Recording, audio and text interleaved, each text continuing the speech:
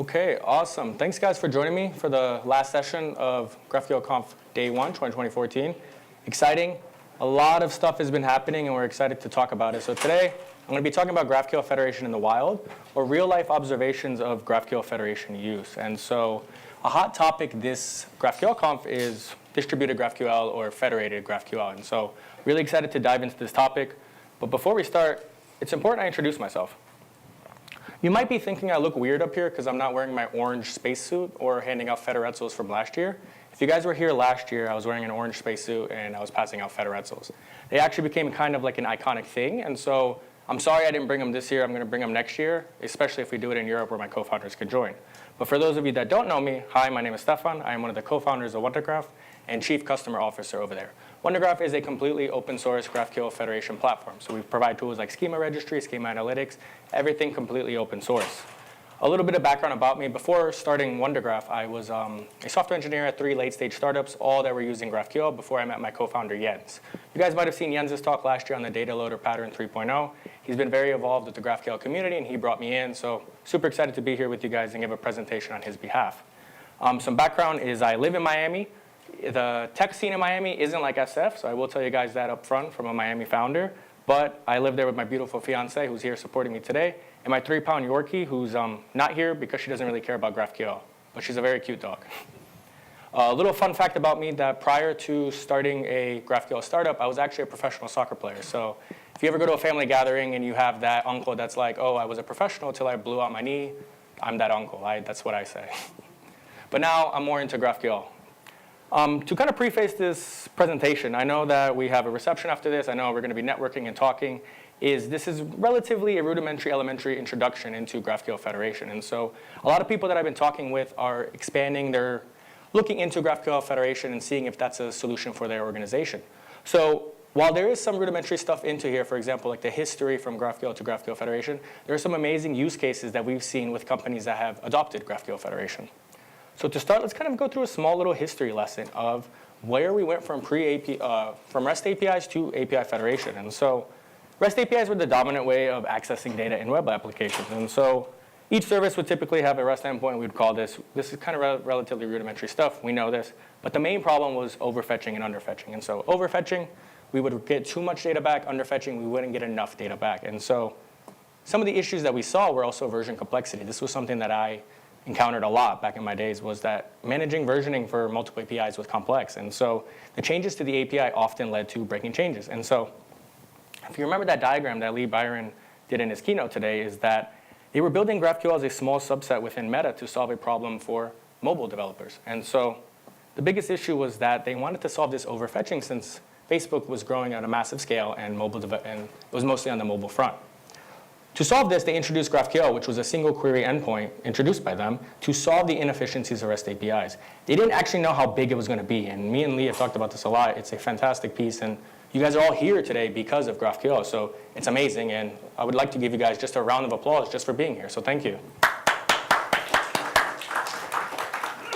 The key advantage, though, is that it allowed clients to fetch exactly the data that they wanted, so no more overfetching or underfetching, supposedly. And GraphQL operated as a single query. There was a lot of amazing benefits about it. And what we've seen is that GraphQL is a fantastic piece of technology. People go from REST, they modernize their systems, they introduce GraphQL with REST. But the biggest issue that we see is that eventually they hit a bottleneck with a monolithic GraphQL service. And so what that means is they have a single centralized GraphQL server. It's for everything. It starts to include bottlenecks, for example, with team autonomy. It makes it harder to scale development. And so as the team started to grow, the complexity started to grow, the businesses needed a way to decentralize this API monolith, if you will, and still benefit from GraphQL's flexible querying. At the same time, entered the microservices era. So we started to shift to a decentralized, oops, sorry. My fiance's dad's calling me, I'm not sure why. He's probably saying good luck at your speech. So in response to these limitations of monolithic architectures, a lot of companies started adopting microservices. And so they were taking large applications, breaking them down into smaller independent parts. And you start to see where we go with this with Federation is that each microservice was a specific piece of functionality. So we could develop, deploy, and scale independently. It allowed for faster development, improved scalability. It also introduced a layer of complexity. So how are we going to combine data from all these distributed services for client applications? And so since now data was spread across multiple services, we needed to make multiple API calls again to the different microservices. And so it created a new layer of API complexity. And then GraphQL Federation. So 2019, we were introduced to GraphQL Federation, and it allowed multiple subgraphs within GraphQL to be organized by different teams to work together. So you were getting the benefits of team autonomy with central governance, scalability, and adaptability, but also you were getting a distributed system within GraphQL. And so one of the biggest things that we've seen is that it allows teams to create subgraphs, small independent parts of the overall API schema that they own and manage. And so this is one of the biggest features of GraphQL Federation is that these subgraphs are connected through a central gateway. It stitches them together into a single unified API for clients. And some of the key benefits that we see when we talk to customers is that there's four, which is central governance, team autonomy, composability, and adaptability. And so when you're evaluating GraphQL Federation, these are the four core benefits that we see from our customers as well as from people looking into GraphQL Federation. So central governance. It allows the organizations to maintain control over the overall API. And so the gateway, whether you use something like Hive or you use Cosmo Router or you use Apollo Router, it ensures global rules like security authentication, schema validation.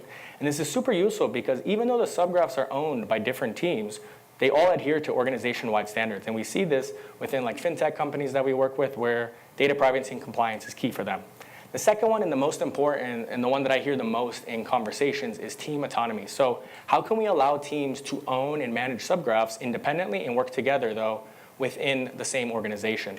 For those of you that saw the Paramount talk, how do they allow 3,000 engineers to work together across their distributed system? And one of the biggest benefits was adopting GraphQL Federation. So with the team autonomy, you can build, test, deploy new features without waiting for other teams. And so this led to faster development cycles, it reduced the risk of conflicts, and it introduced a whole plethora of collaboration. For us, when people ask what problem does GraphQL Federation solve, we say it solves collaboration. It allows teams to work together in an autonomous way. Some real-life relevance that we have a large e-commerce company, and they're able to manage different subgraphs with different teams like users, products, and checkout flows, and they can deploy changes independently. And so this speeds up the innovation within the organization, even though it is an extremely large organization, and it reduces the frictions of working together in like a central monolithic system.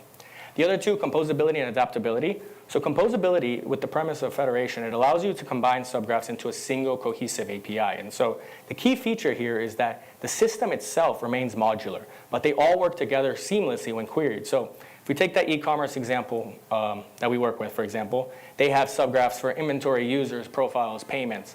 And then a client, like let's say a mobile application with the user, can query data from all these services through a single API request without actually needing to know where the data originates from. And so this allows them to build highly flexible APIs that are flexible and composable, and they can adapt them to different use cases. The last one that we see a lot is adaptability. So Federation provides adaptability, but it gives the teams the ability to update their subgraphs without affecting others. So this also feeds into with the team autonomy. How can one team work on this different subgraphs within the same federated API without breaking things? There's tooling that helps provide that, but Federation really, really unlocks this power because now teams can evolve the system as a whole, but at different paces. So this means teams can release updates to their subgraphs at different speeds, and this is critical when business needs are constantly evolving. We see a lot of enterprises adopt GraphQL Federation, but what we're seeing now is even startups. So startups that are past Series B or Series C and they're starting to distribute their systems, they're not with a monolith anymore, they're adopting Federation because it allows the different teams to work together. And so, for example, with like fintech companies or like high-performance SaaS that are heavily funded, they are incrementally and constantly releasing new features. And so this adaptability with GraphQL Federation, it allows them to deploy updates incrementally. And for example, a big one that we see is like a company was using a payment subgraph, and they wanted to add a new payment method. They wanted to add crypto. They wanted to give you the option to pay with Ethereum. And they wanted to do this without requiring updates to the user or the inventory subgraphs. And they were able to do this with GraphQL Federation without reducing system-wide distributions. And so it's a fantastic use case for enterprises as well as for startups that are trying to scale into distributed waters. And so you've probably seen this quote. It's a very good marketing quote, I will give you that. But it's also a fantastic quote because it just shows how we're growing as an ecosystem. So by 2027, more than 60% of enterprises will use GraphQL in production. This is up from less than 30% in 2024. By 2027, 30% of these enterprises using GraphQL will use GraphQL Federation, up from less than 5%. And this comes from the Gartner report, which was when to use GraphQL to accelerate API delivery. And the reason we're excited about this quote is because today in the keynotes, as well as a lot of the sessions, we talked heavily about distributed GraphQL and GraphQL Federation, and it's growing. And so contrary to what you guys might see on Reddit or tech Twitter, and people are asking if GraphQL is dead, you might remember that hype cycle that Lee Byron illustrated. And so we're past the hype, we're going down. It might be a little bit rough for a couple months, maybe a year or two, but GraphQL Federation is growing. And you're not going to believe the industries where it's growing. There's companies that are coming to us, massive Fortune 50 companies that you would not expect them to be using GraphQL Federation, and they're hitting this point where they need it. And so this quote makes me excited. It also makes all of us excited for the vendors, as well as for all the people that are pushing this ecosystem forward. And so with GraphQL Federation in the wild, what is the current market landscape and adoption trends that we're seeing? And so last year was a really, really good year. It was a fantastic conference. This year, we're hoping to take it even further. But 2024 was a pivotal year for Federation adoption. So what we started to see was that Federation was coming kind of the de facto solution for managing growing complexity with distributed services. We've been seeing a lot of companies come to us with the same issue, is that, hey, we're distributed all across. We have thousands of engineers. How can we update our APIs without breaking things? We even have APIs we don't even know if they're being used. How can we bring this into a central place where we understand where everything is going? And so for us, we're seeing that it's becoming essential for enterprises. We hear that word a lot with enterprises because they're starting to scale with microservices. And offering a unified API, but also maintaining service independence, it's something that is fantastic for the enterprise, and they really, really are enjoying it as a solution for their problem. At Cosmo, we see customers adopt Federation to help reduce the overall API complexity, but also enabling scalability. The elephant in the room, or every tech room, if you will, which is AI. So AI is accelerating the adoption of GraphQL Federation. I think there's a talk tomorrow by Matt DeBurles from Apollo talking exactly about this point. And it's absolutely fascinating because AI is here, it's growing. I mean, we hear it from investors all the time. Okay, what's your AI angle? We hear from companies, okay, are you introducing AI? I have a whole slide dedicated to this part, but AI is helping accelerate GraphQL Federation. And then some of the key industries that I wanted to highlight that we talk about in this presentation are e-commerce, transportation, energy, and streaming. Streaming like as in media streaming. And so to kind of go through the points is e-commerce. We see a lot of e-commerce companies adopting GraphQL Federation. They want unified access across all their different data services with microservice architecture. It's very fascinating. Some of the biggest things that we see is they have a single cohesive API layer that simplifies interactions between the front end and the back end, and it helps lead to faster development cycles. Again, we're unlocking faster development cycles with GraphQL Federation, and we're unlocking that collaboration. The second one, which I think is fascinating, because yesterday I took my first ride with a Waymo, and I was wondering, do you think that they use GraphQL Federation for real-time updates? And then I asked my fiance, and she said, there's nobody driving the car. Can you pay attention? So it was very fascinating, very exciting to see, but we're also seeing it across transportation, so real-time data access across services. So GraphQL Federation is allowing for real-time data flow across a multitude of different services, which is crucial for operating efficiency, especially with logistics and passenger transportation. The other one is energy. This one surprised me this year. A lot of energy companies, for example, INEO and EOG Resources, which are customers of WonderGraph, they provide gas for Europe, and they provide gas and petroleum for the United States. Publicly traded companies, both absolutely massive. And they're modernizing their complete stack, their architecture, but the way they do it is very interesting. They're using GraphQL Federation to assist with data-driven decisions. And the way they're doing that is they're combining all their different data sources, for example, from their plants, from all different types of services that they have, into a single unified API. And then this simplifies the data access for their analysts, as well as for any of their teammates to be able to make enhanced decision-making within these energy companies. And you can imagine a company that's providing petroleum and gas for the United States, they probably have some big decisions to make. And we want to make sure that we provide those decisions in a very efficient manner. And then the last one is streaming. I don't know why, I've seen this a lot, especially around my generation, is betting is getting huge. You have DraftKings, you have Penn Interactive, you have FanDuel, you have real-time updates. You even have apps where you can bet on anything. For example, who's going to walk first in the runway, or who's going to give the first talk at GraphQL Conf without it being presented. So streaming, especially with real-time data streaming and updates, is important because also within personalized content. So what we're seeing with GraphQL Federation is the high demands of streaming services. For example, we saw the talk today with Paramount. And then how are we able to enable efficient data handling and updates? For example, how can we provide our users with the best experience when things are changing constantly, when athletes are getting injured, when the score is updating, when I made a bet, and things like that. The best approach we've seen with that is with GraphQL Federation and EDFS, Event-Driven Federated Descriptions, which we'll dive upon in a little bit more. To continue the current market landscape and adoption trends, I mentioned AI. This is the elephant in every room that we see. And so for us, some of our customers are relatively late-stage AI companies, and they provide these amazing AI-powered systems, for example, like recommendation engines and predictive models. And they require continuous access to real-time data across a multitude of different data sources. And so, for example, these AI models in an e-commerce company work with, they provide personal recommendations. They rely on customer behavior, product catalogs, purchase histories, changing in price, things like that. And this all relies on real-time data from their system. We also see it in streaming media platforms, for example, that they're viewing habits, preferences, real-time content availability, and they're using GraphQL Federation to generate these personalized experiences. Why Federation matters for AI? Well, GraphQL Federation is kind of becoming this de facto solution for them that allows them to pull data from various microservices, subgraphs, like user profiles, viewing histories, content databases, into a single unified query. And we see this because it's exceptionally important that the AI models need to synthesize these large data sets that they get from these various different data sources, but without introducing a killer amount of latency or bottlenecks within their teams that are doing this. We also see this becoming more prevalent as companies are now embedding AI into their platforms. They're providing real-time updates, and we see this especially within the sports industry and streaming. So they have a need for low latency data, and they need it to become critical because they're providing it real time for their users. And so Federation comes out of the box GraphQL subscriptions to handle these multi-service queries. And so it's becoming crucial, it's becoming amazing, and AI is helping generate this growth in GraphQL Federation. And so, as the talk is GraphQL Federation in the wild, we wanted to talk about 3 interesting case studies that we did with a couple WonderGraph customers.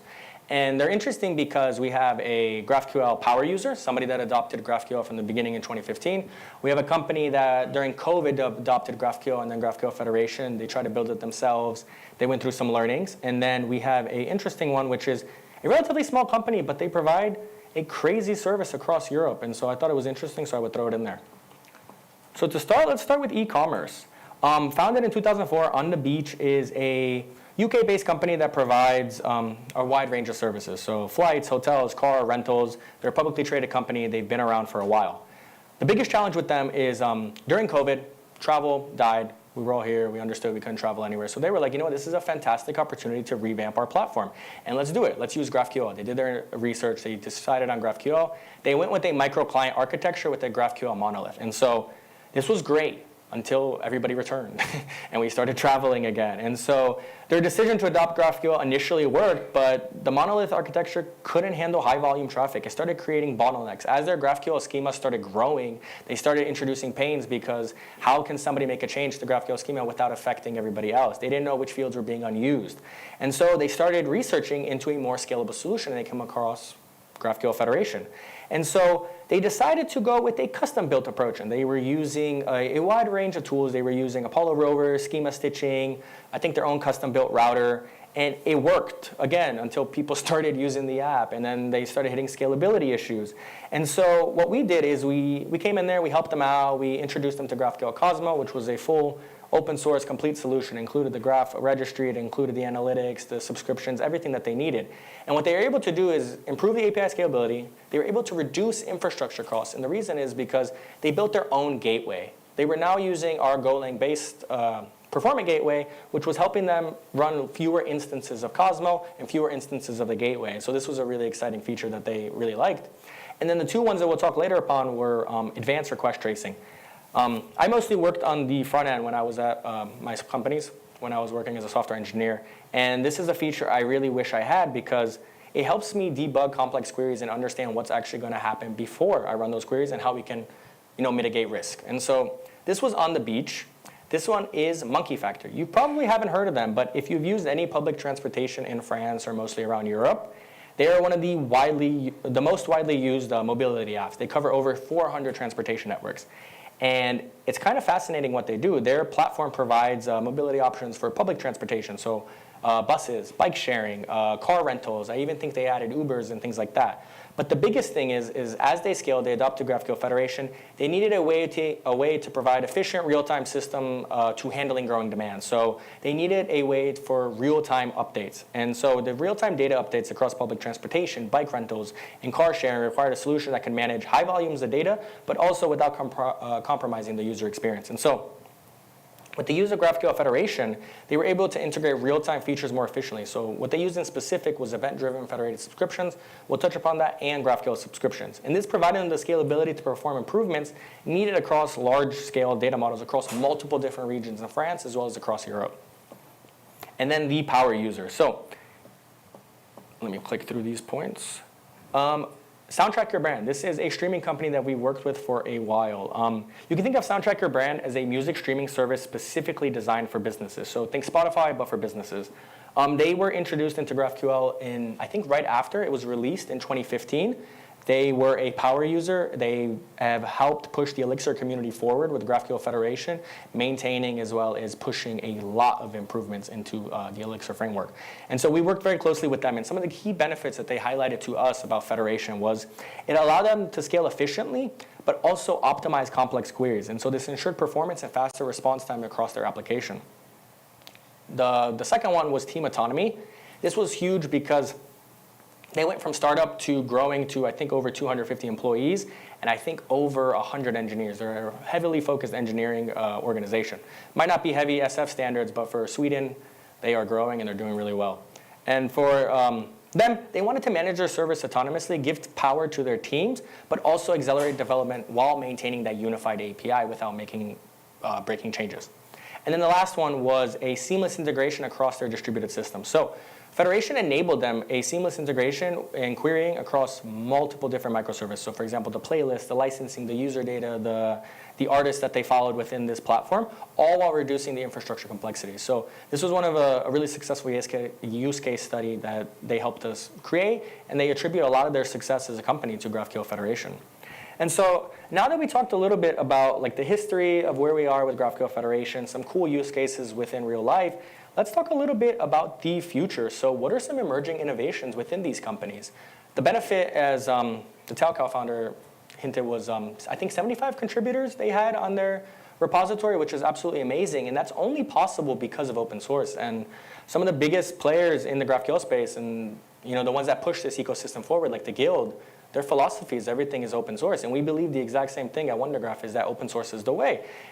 And it not only is the way as a solution, but also as a way to bring more innovation to you guys. And so, for example, some emerging innovations that Soundtrack or that On the Beach is contributing to WonderGraph Cosmo is graph pruning with GraphQL Federation. So it helps you automatically clean up redundant or outdated GraphQL schema, so you can reduce the complexity and technical debt that you have within your large-scale federated system automatically. It's a really useful feature. You'll see a demo in a second.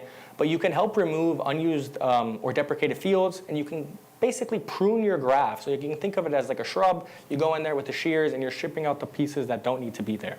And this overall makes the GraphQL schema much more efficient, and increasing the performance overall of your system. And then it helps simplify the API management by maintaining a clearable, more manageable schema. It also helps the developers focus on the active services. So you're minimizing that risk of errors with future expansion and updates. And so I've never tried this in real time, but we're going to try it. There should be a video that plays, but it looks like there is no video because Flash is not here. But come see me afterwards, and we will get a video going. So let me skip past. OK, cool. I'm sad we couldn't see that, but it's a very cool feature. You can think of it as just you run a command, it checks for any unused field, it tells you if you want to remove any of these fields. I can show you a demo on my computer anytime you guys want. Next one is EDFS. So this is something that my co-founder came up with. We presented it last year at API Days Paris. It was a fantastic reception. We had a really good time there. And so EDFS, what we call event-driven federated subscriptions, you can combine federated APIs with highly scalable systems like Kafka and NATS. And so it's extremely scalable, and it's used by companies like On the Beach, Monkey Factory, Soundtrack Your Brand, and more. And so what it does is it provides real-time updates across your distributed services. And so it ensures that systems can handle high volumes of data and provide instantaneous updates to your user. We see a lot of betting companies use this. We see a lot of streaming services use this. On the beach also, Monkey Factory for real-time updates with critical functions such as like travel bookings or mobility services. And other companies, for example, like Soundtrack Your Brand, they use it to manage real-time data streams across their microservices, across their different data services that they have, for example, users, playlists, likes, things like that. And so it offers a way to kind of allow systems to communicate seamlessly, maintaining low latency and high performance in distributed architectures. One interesting thing, though, is, again, with open source, how amazing it is that you get companies from all over contributing. So we have Soundtrack Your Brand. They're relatively growing, they're big. But then you have public companies like Procore that come to you and say, we love EDFS, but what if we introduce change data capture versus Debezium? So this allows them to quickly stream updates to their front-end application, keeping user experiences synchronized as events occurred.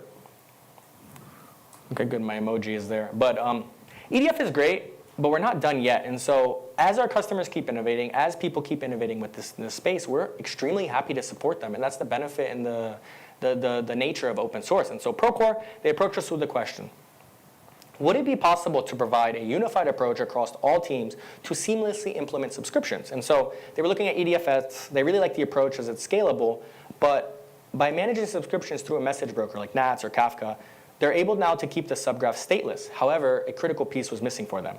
How can we provide a simple solution to all of our teams without requiring them to implement subscriptions themselves? So how can we get the benefit of subscriptions across all our teams without having to have every single team integrated?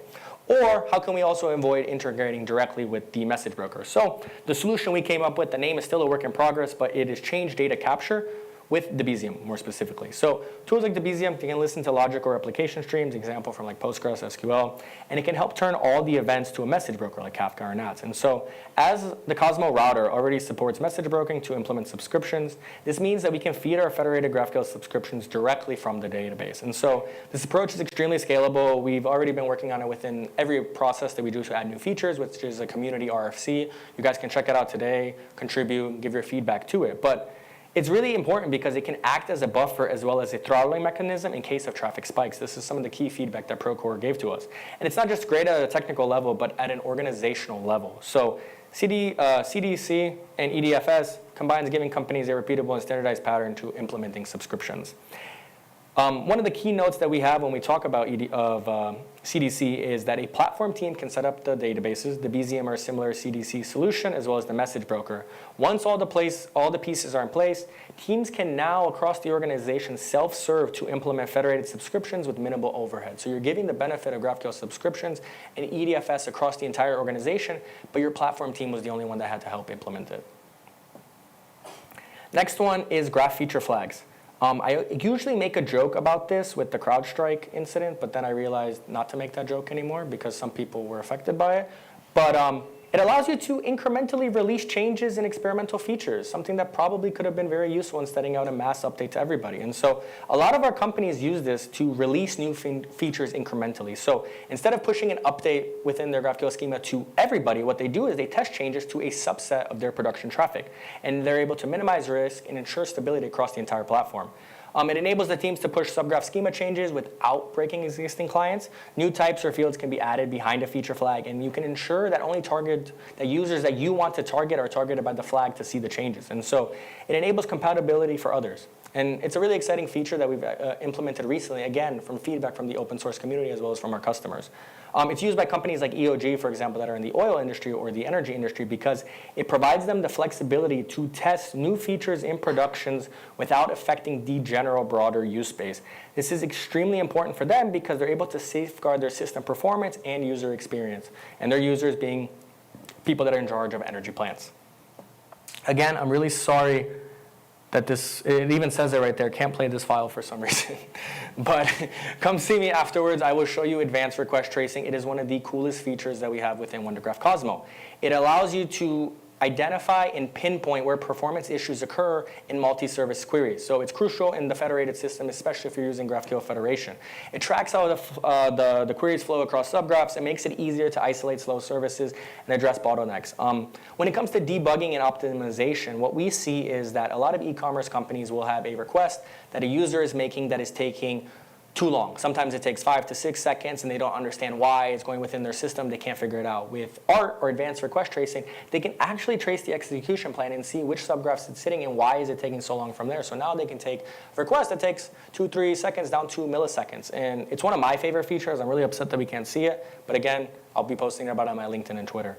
And the other one is it allows you to collaborate across teams. So in the federated organization, tracing allows teams to work independently, but it also allows you to optimize the system together. So each team can focus on improving their subgraphs, make a change, understand the change that it's going to make without affecting the performance of other teams within their federated system.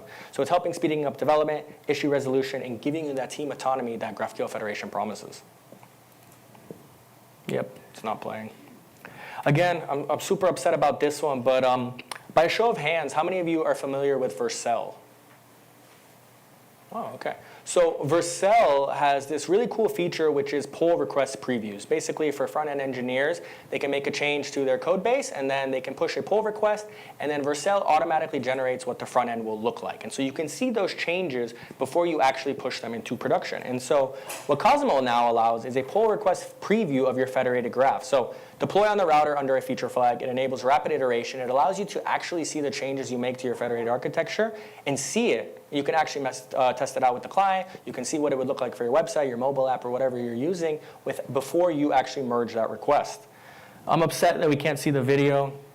But the way the flow would work is you make a change to your schema, so we would add a field in the video. We'd commit our changes and open a pull request. Once we open a pull request, WonderGraph Cosmo would automatically generate a preview composition.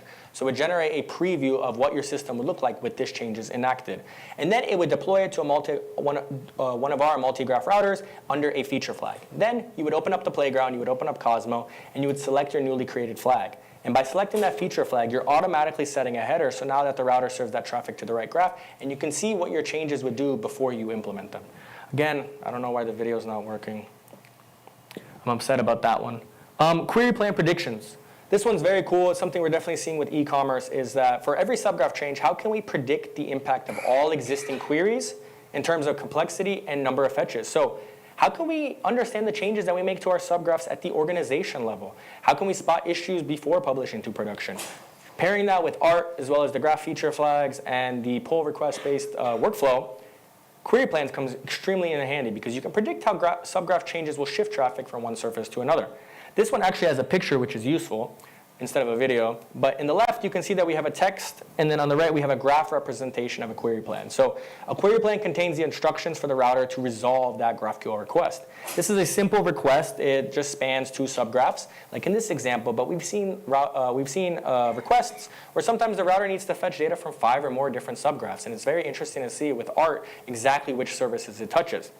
Large organizations that we work with, they sometimes have 100 or more subgraphs and hundreds and thousands of queries in production. And so one of the biggest concerns that we hear from all of them is, Stefan, how can I deploy a change that won't interrupt their production environment or degrade performance? So how can I make a change without affecting my production environment or degrading performance? And such, we started exploring ways of how we can predict what these changes will make within their federated system. And so we created human and machine readable query plans for the previous and the current iteration of these supergraphs. So on every pull request, we generate all the possible query plans for recent traffic to understand how it might affect the system. The key benefits that we see is that we can predict if queries will become complex before we push them into production. We can predict the number of fetches per query and compare it to the previous version and improve performance before we merge into production. If we combine the two together, we're able to predict latency and performance of the graph. In addition, if and how the traffic will shift from one service to another, when we override a field, which allows the team to plan the required capacity of the service, we're able to see that. It's a really exciting feature. Again, this comes from one of our large e-commerce companies, only through the benefit of open source. We're almost done. I know we want to get to the reception, get some drinks. I have my drink tickets. Don't worry, we're excited.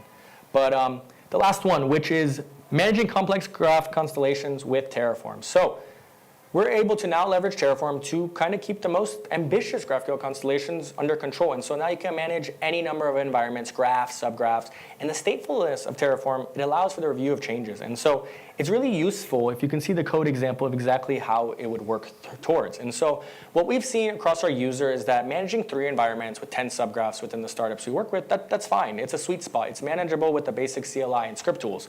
But as your graph grows and you become more and more adopted with GraphQL Federation, complexity might increase to a level where it's now a more sophisticated and stateful approach is required. And so we've learned from our customers in the open source community that there are many scenarios where a large complex graph architecture is required. One company might need a subgraph per jurisdiction. We see this a lot with betting companies. Every single place that they offer their service, they need to have legal and jurisdiction within that state. So 50 states, there's a lot of places that they need to deploy Cosmo.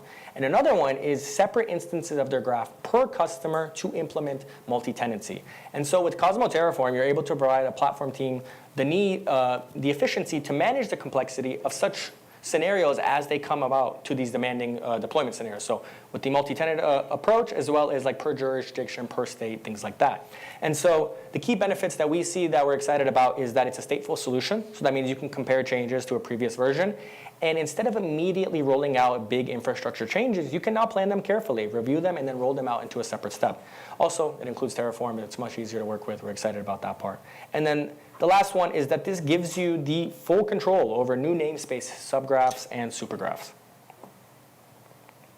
Okay, I'm almost over time, but I just wanted to close out with kind of my final thoughts. So yeah, 2024 was a great year for GraphQL Federation. GraphQL Federation is growing. There's so many amazing tools, so many amazing vendors, and so many amazing companies that are adopting it. And so if we keep that quote in mind that we saw earlier, this growth is highlighted by the need of scalable modular systems across distributed systems, especially within those companies we talked about, e-commerce, streaming, fintech, and beyond.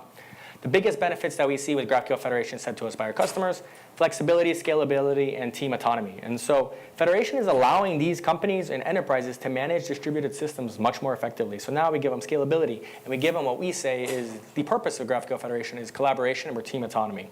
And so now teams are able to innovate faster while maintaining controls over their respective services.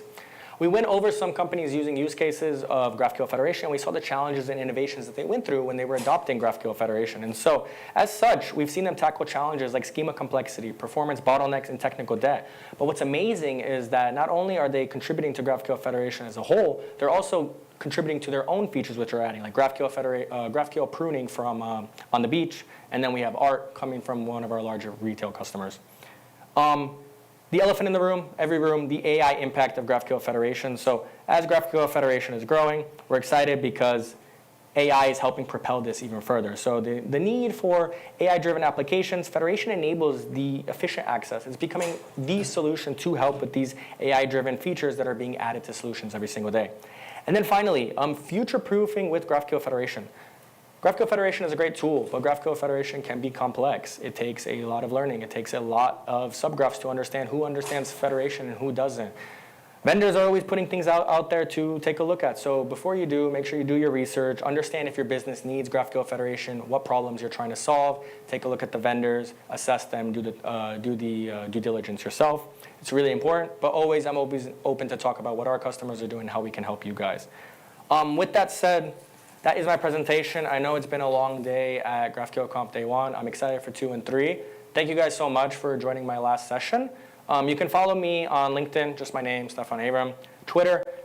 Twitter's a little bit more raunchier and funny, so I would go for Twitter at StefanTMD. And then always, my email is open to anyone. If you're thinking of implementing GraphQL Federation, if you're thinking of just talking about GraphQL, or you're visiting Miami and you want to know the best places to get a drink, just shoot me an email. I'm happy to address.